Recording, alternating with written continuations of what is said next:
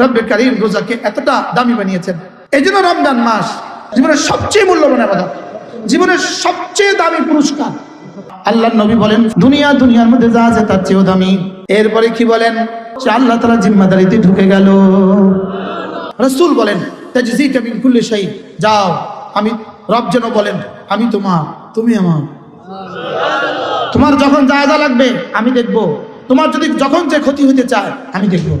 আল্লাহর নবী বলেন কোন মানুষ যদি একটা আয়াত পড়ে একটা ওটের মালিক হয়ে গেল। আল্লাহর কসম খেয়ে বলি, এক মিনিট রব্বে কারীম আমাদের জন্য কি পরিমাণ বরাদ্দ দিয়েছেন, আসমান থেকে জমিনে কি পরিমাণ রহমত নাজিল হয়েছে, আর আমাদের এখান থেকে জান্নাতুল ফেরদাউসে কি পরিমাণ নাজ ও নেয়ামত হয়ে গেছে আল্লাহর কসম জিবরিল জানে না। একটু সময় যদি মসজিদে বসতে পারেন সূর্য ওঠা পর্যন্ত, সূর্য ওঠার পরে যদি 2 রাকাত ইশরাক পড়েন, আল্লাহর নবী বলেন ফালাহু আজরু হাজ্জাতিন ওয়া উমরাতিন তাম্মাতিন তাম্মাতিন তাম্মাতিন, একটা হজ একটা উমরা পুরা নেকি রপ্তানি দিবে। সোয়া লাখ নবী বলেছে একবার সুবহানাল্লাহর পেছনে জান্নাত আছে। একবার সুবহানাল্লাহর নেকি যদি আসমানের উপরে রেখে দিত, 7 আসমান ভেঙে জমিনের সাথে মিশে যেত। হুজুর রাহমাতুল্লাহি আলাইহি রমজান কিভাবে কাটাতেন, নানুপুরি রমজান কিভাবে কাটাতেন, কিভাবে কাটছে তাদের জীবনে রমাদান, আমাদের কাটে কিভাবে? বাংলাদেশের মানুষ তো বুঝে আছি রমজান মানে চিনি ব্যবসায়ীর জন্য মহা পোয়া 12, ছাগল ব্যবসায়ীর জন্য পোয়া 12, গরু ব্যবসায়ীর জন্য আরো দামি।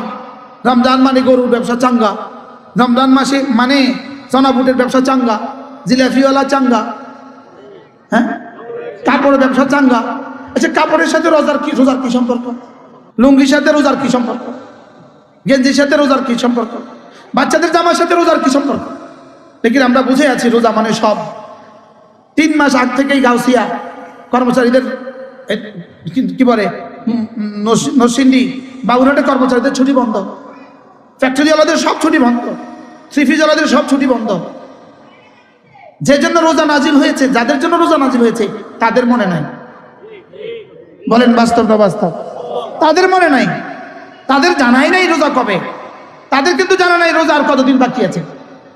লেকিন ভৈরবের জুতার ব্যবসায়ী, হিন্দু জুতার ব্যবসায়ী, তারও খবর আছে রমজান আর কতদিন বাকি, আর কতদিন বাকি। বলেন না বাস্তব না বাস্তব? যারা জিলাপি বানায় তাদের খবর আছে।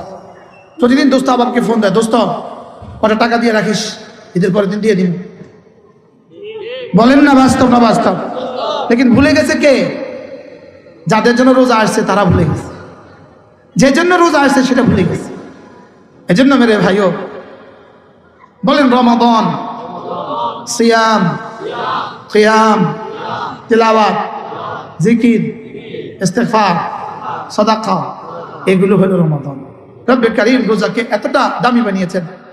এই জন্য রমজান মাস নিয়ত করেন, ঠিক করেন এটাই যদি হয় আমার জীবনের শেষ রমাদান। পৃথিবীর বিখ্যাত এক লেখক আছেন ডক্টর রাগিব সারজানি, তার একটা বই আছে হাদা হুয়া আখিরু রমাদান, যার বাংলা আছে, বাংলা বাজারে বাংলা আছে, এটাই হয়তো আমার জীবনের শেষ রমাদান। এটা কিনবেন, পড়বেন। তার আরেকটা বিখ্যাত বই আছে ফজর আর করবো না কাজা, বইটার নাম কি বলেন? এই 2টা বই আমার পড়ার সৌভাগ্য হয়ে গেছে। আমি দেখছি 2 বই, এই 2 বই আমাকে পাগল করে দিছে।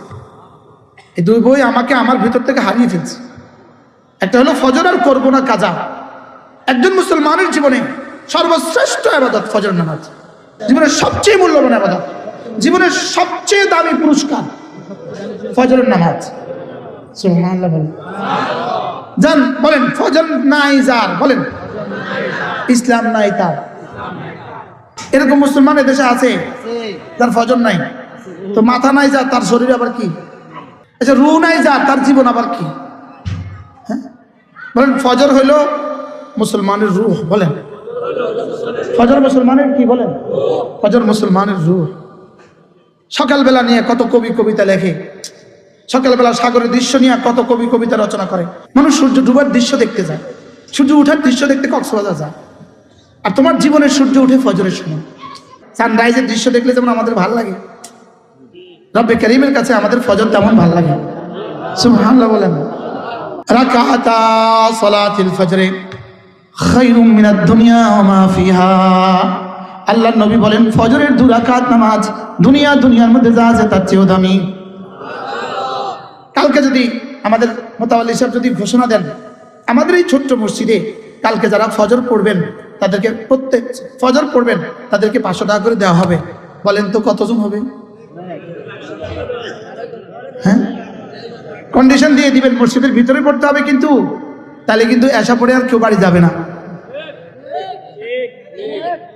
আসলাম যদি জায়গা না পাই প্রয়োজনে ক্যাম্পাস করে আসবে, মসজিদের ভিতরে নামাজ পড়তে হবে। 2 রাকাত নামাজ 500 টাকা পুরস্কার। অথচ যিনি জীবনে কখনো মিথ্যে বলেননি তিনি বলেন সুবহানাল্লাহ, রাকাতা সালাতুল ফজর খায়রুম মিনাদ দুনিয়া ওয়া মা ফিহা। ফজরের 2 রাকাত নামাজ দুনিয়ার মধ্যে যা আছে তার চেয়েও দামি। এরপরে কি বলেন? মান সাল্লা সালাতাল ফজর ফাহুয়া ফি যিম্মাতিল্লাহ, যে ফজর পড়লো সে আল্লাহ তাআলার জিম্মাদারিতে ঢুকে গেল। আমি বলি ফজরের নামাজ পড়লো যে আল্লাহর জিম্মায় ঢুকলো সে।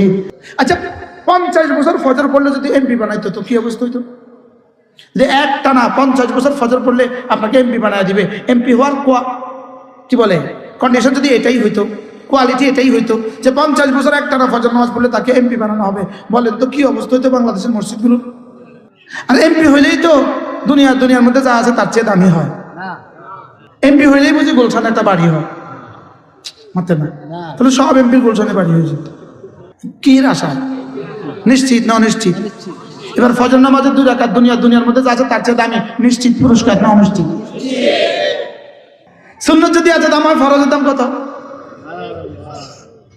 2টা অফার কিন্তু পেয়ে গেলেন। একটা দুনিয়ার মধ্যে যা আছে তার চেয়ে দামি পুরস্কার পেয়ে গেলাম। 2 নাম্বার আল্লাহর জিম্মাতে ঢুকে গেলেন।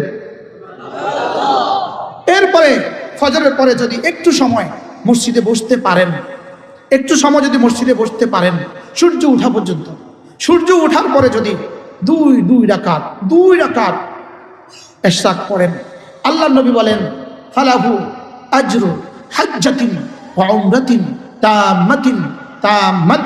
তাম্মাতিন, একটা হজ একটা উমরা পুরা নেকি রপ্তানি দিবে। এরপরে রাসূল বলেন যদি তুমি ফজরের পরে আর মাগরিবের পরে সূরা ইখলাস পড়ো 3 বার, সূরা ফালাক পড়ো 3 বার, সূরা নাস পড়ো 3 বার, রাসূল বলেন তাজজিকা মিন কুল্লি শাই, যাও আমি রব যেন বলেন আমি তোমার তুমি আমার। তোমার যখন যা লাগবে আমি দেখব, তোমার যদি যখন যে ক্ষতি হইতে চায় আমি দেখব।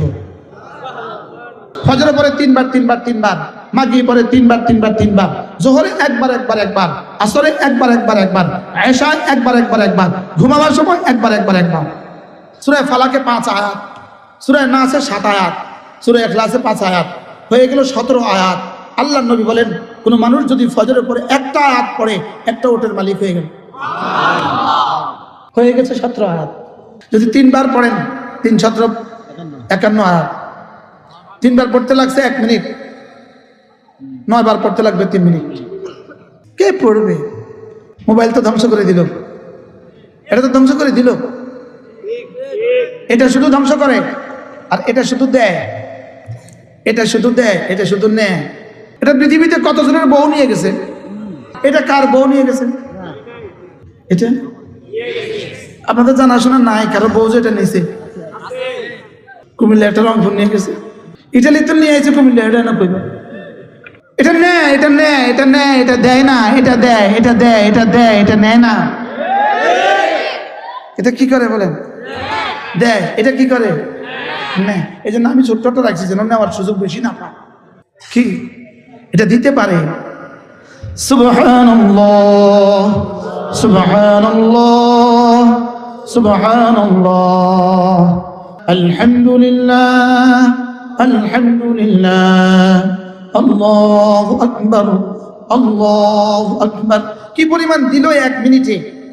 আমার অভিজ্ঞতা আছে 30 বার করতে 1 মিনিট লাগে, আমি 30 বার করছি। এই 1 মিনিটে আল্লাহর কসম খেয়ে বলি 1 মিনিটে রব্বে করিম আমাদের জন্য কি পরিমাণ বরাদ্দ দিয়েছেন। আসমান থেকে জমিনে কি পরিমাণ রহমত নাজিল হয়েছে, আর আমাদের এখান থেকে জান্নাতুল ফেরদাউসে কি পরিমাণ নাজ ও নেয়ামত হয়ে গেছে আল্লাহর কসম জিবরিল জানে না। সোয়া লাখ নবী বলেছে একবার সুবহানাল্লাহর পেছনে জান্নাত আছে। একবার সুবহানাল্লাহর নেকি যদি আসমানের উপরে রেখে দিত, সাত আসমান ভেঙে জমিনের সাথে মিশে যেত।